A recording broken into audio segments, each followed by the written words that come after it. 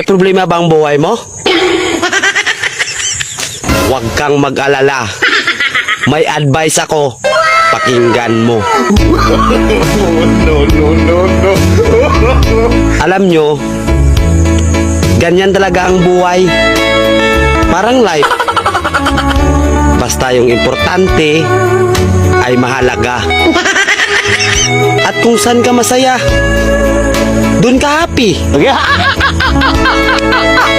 Basta wag kang maniwala sa swerte. Kasi malas yun. Minsan ay sometimes, kaya matuto tayong tumanggap ng acceptance.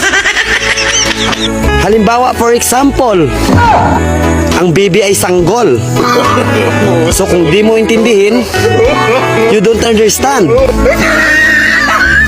Basta kaibigan, lagi mong tatandaan that wherever you go are there. At the end of the day, ay gabi na. At alam mo, walang umaga sa Japan. Kasi lahat sila ay hapon.